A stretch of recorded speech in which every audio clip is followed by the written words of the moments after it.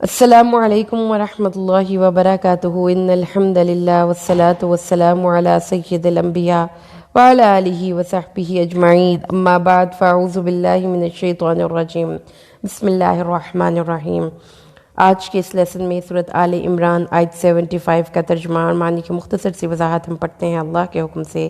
اعوذ باللہ من الشیطان الرجیم بسم اللہ الرحمن الرحیم۔ ومن اہل الکتابی، اور اہل کتاب میں سے کچھ لوگ ایسے بھی ہیں، من ان تأمنہ بقنطار، کہ اگر آپ ان کے پاس ایک ڈھیر مال بھی امانت رکھ دیں، یؤدیہ الیہ، وہ آپ کو ادا کر دیں گے۔ ومنہم من ان تأمنہ بدینار لا یؤدیہ الیہ، اور کچھ ایسے بھی ہیں جو جن کے پاس آپ ایک دینار بھی امانت رکھیں تو وہ آپ کو نہیں لوٹائیں گے۔ الا ما دمت علیہ قائما، سوائے اس کے کہ آپ اس پر قائم ہو جائیں، کھڑے ہو جائیں۔ ذالک، یہ اس لیے ہے، قالوا، انہوں نے کہا، لیس علینا، نہیں ہے ہم پر، فی الامیین سبیل، ان پڑھوں کے معاملے میں کسی قسم کا کوئی راستہ۔ وَيَقُولُونَ عَلَى اللَّهِ الْكَذِبَ، وہ اللہ پر جھوٹ باندھتے ہیں، وَهُمْ يَعْلَمُونَ، اور وہ جانتے ہیں۔ اے مخاطب، اہل کتاب میں سے بعض لوگ ایسے ہیں کہ اگر تم ان کے پاس ڈھیر و مال بھی امانت رکھو گے تو وہ تم کو ادا کر دیں گے، اور بعض ایسے ہیں کہ اگر تم ان کے پاس ایک دینار بھی امانت رکھو گے تو وہ تم کو ادا نہیں کریں گے، سوائے اس کے کہ تم ان کے سر پر کھڑے رہو۔ اس کی وجہ یہ ہے کہ وہ کہتے ہیں کہ ہم ان پڑھ لوگوں کا مال ہڑپ کرنے پر کوئی گرفت نہیں ہوگی، وہ دانستہ اللہ پر جھوٹ باندھتے ہیں۔ پہلی آیہ مبارکہ میں اللہ تبارک و تعالیٰ نے اہل کتاب کی بد عادتوں کا ذکر فرماتا ہے۔ انہوں نے پچھلی آیہ مبارکہ میں انہوں نے کہا تھا کہ یہ ماننا ہی نہ کہ جو تمہیں ملا ہے وہ کسی اور کو بھی مل سکتا ہے، اور یہ ماننا ہی نہ کہ اللہ کا جو فضل تمہیں ملا ہے وہ کسی اور کو ملے گا، اور وہ یہ کہتے تھے کہ مسلمانوں کے دین پر دن کے شروع میں ایمان لے آؤ اور دن کے آخر میں انکار کر دو۔ یہ سارے کے سارے ٹیکٹکس کے باوجود اللہ تعالیٰ نے ان کو کہا کہ بے شک یہ میری رحمت ہے، جس پہ چاہوں عطا کروں، نبوت جس کو چاہوں عطا کروں۔ اب ان آیات میں جو آج ہمارے زیر مطالعہ آیت ہے، ایک بہت ہی غلط عادت کا بہت کیریکٹرائزیشن ہے یہاں پر، جس میں کہ آپ اہل کتاب کی ایک ضد، ایک اناد اور ہٹ درمی سے بھی آگے ایک ڈھٹائی کی حد تک وہ اپنے کیریکٹر میں غلط ہو چکے تھے کہ بالکل ان کو کسی قسم کا کوئی ضمیر کی خلش ہی نہیں۔ اب وہ کیا کر رہے ہیں؟ وہ خیانت کر رہے ہیں، ایک بہت ہی غلط اخلاقی عادت۔ اخلاقی گراوٹ کا کسی قوم کے ایک یہ علامت ہے کہ جب وہ امانتوں میں خیانتیں شروع کر دے تو اس قوم کی جو تباہی ہے وہ مقدر ہو جاتی ہے، یقینی ہو جاتی ہے۔ تو ان کو اللہ تعالیٰ نے اہل کتاب کے دو کیریکٹرز کا ذکر کیا۔ ایک کیریکٹر وہ ہے جو امانت دار ہے، دوسرا کیریکٹر وہ ہے جو امانت دار نہیں ہے، اور اللہ تعالیٰ نے فرمایا ہے کہ کچھ لوگ ایسے ضرور ہوں گے ان میں بھی جو امانتیں ادا کریں گے، اگرچہ کہ آپ ان کو ایک بہت بڑا خزانہ رکھوا دیں۔ تو اس سے جو بات یہاں پر ہمیں سمجھ میں آئی ہے وہ یہ ہے معزز لسنرز کہ اسٹیریوٹائپ نہیں ہونا، مطلب کسی قوم کے کسی ایک شخص نے آپ کے ساتھ زیادتی کی، برائی کی، غلط سلوک کیا تو آپ ایک ہی گولی پہ رکھ کے سب کو نہ اڑا دیں، گھوڑے اور گدھے برابر نہ کر دیں۔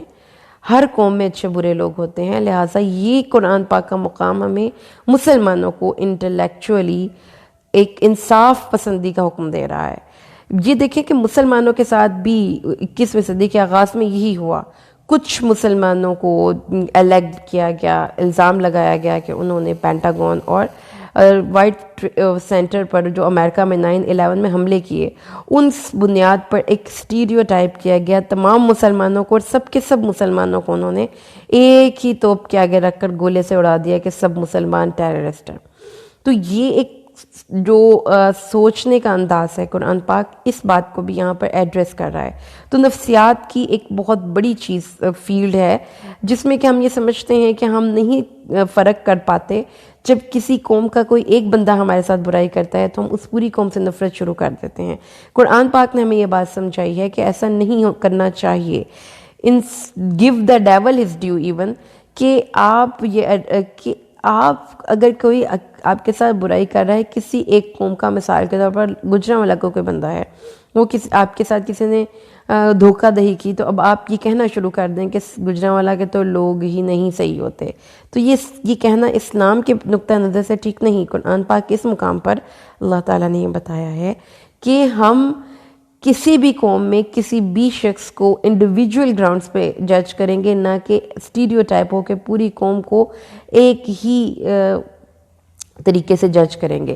تو اللہ تعالیٰ نے اہل کتاب کے 2 گروہوں کا ذکر کیا اور یہ بات ہمیں بتائی، کچھ لوگ امانت دار بھی ہیں لیکن میجورٹی ان میں سے خیانت کرتی ہے۔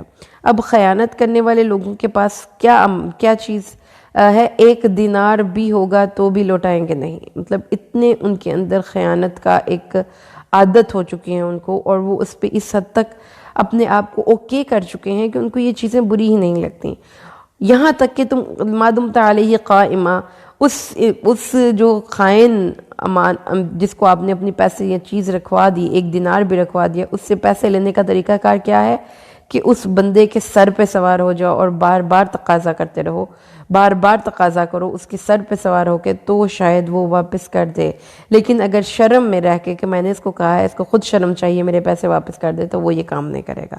ڈٹائی، ہٹ درمی، ضد، آپ دیکھیں کہ یہ کس طرح سے اللہ تعالیٰ کریکٹرائزیشن کر رہا ہے ان لوگوں کی، کہ بات شروع کی گئی کہ ان کی ٹیکٹکس تھیں، کوئی ٹرکس تھیں، لیکن وہ بات رکی نہیں ہے، آگے چلی گئی ہے، ان ٹرکس سے آگے ڈٹائی ہے، ان ڈٹائی سے آپ کہہ لیں کہ ہٹ درمی ہے، اور ہٹ درمی سے آگے وہ ڈٹائی سے اپنی ہٹ درمی پر اڑے ہوئے ہیں۔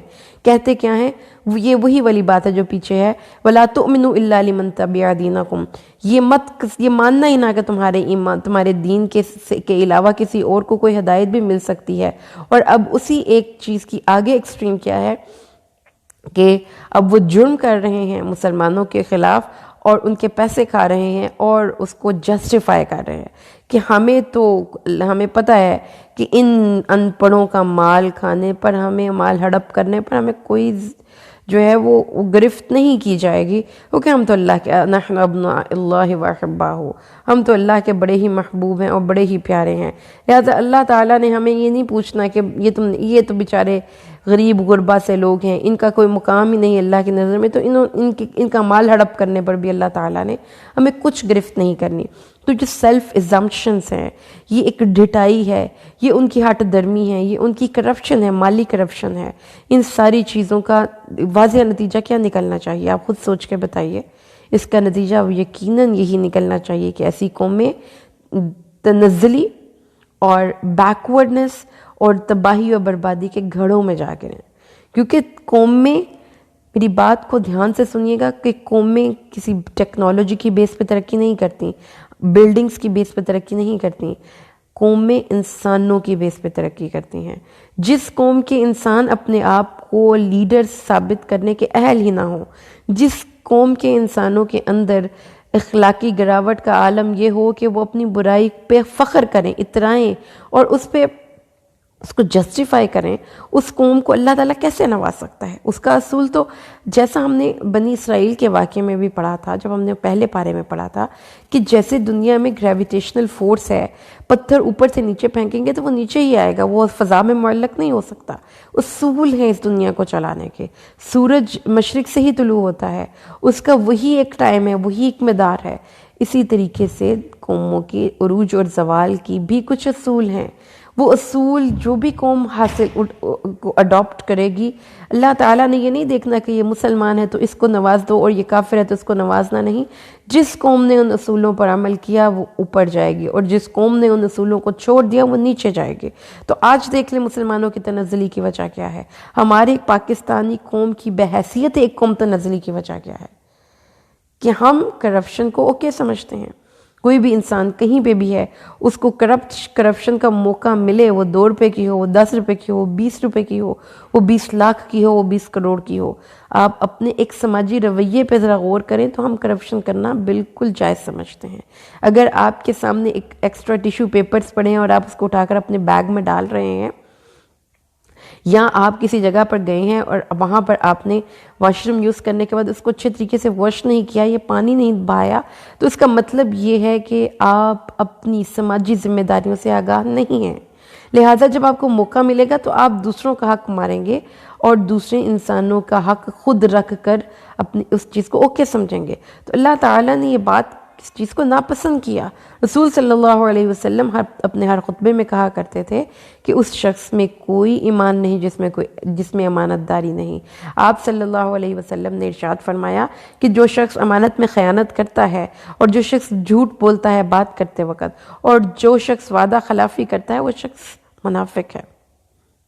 اللہ تعالیٰ نے قرآن پاک میں یہی بات سورۃ المائدہ کی آیت نمبر 13 میں یوں ارشاد فرمائی ہے، فَبِمَا نَقْضِهِمْ مِيثَاقَهُمْ لَعَنَّاهُمْ، انہوں نے اپنے وعدوں کو توڑا تو ہم نے ان پہ لعنت کی۔ یہ کس کا ذکر ہو رہا ہے؟ یہ پھر بنی اسرائیل کا ذکر ہو رہا ہے۔ وعدوں کو توڑنے والوں پر اللہ کی لعنت ہے۔ وَجَعَلْنَا قُلُوبَهُمْ قَاسِيَةً، اور اس کا نقصان کیا ہوا؟ ان کے دلوں کو سخت کر دیا۔ يُحَرِّفُونَ الْكَلِمَ عَن مَّوَاضِعِهِ، ڈٹائی کا عالم دیکھیے کہ وہ اللہ کی کتاب میں تحریف کرنے سے بھی باز نہ آئے۔ وَنَسُوا حَظًّا مِّمَّا ذُكِّرُوا بِهِ، اور بھول گئے وہ ساری نصیحتیں جو ان کی کتاب میں ان کو اللہ نے دے رکھی تھی۔ لَا تَزَالُ تَطَّلِعُ عَلَىٰ خَائِنَةٍ مِّنْهُمْ إِلَّا قَلِيلًا مِّنْهُمْ، ان میں میجورٹی لوگ خائن ہیں، کم لوگ ہیں جو امانت والے ہیں۔ اللہ تعالیٰ کے نبی نے فرمایا جب امانتیں ضائع کر دی جائیں تو پھر انتظار کرو قیامت آئے گی۔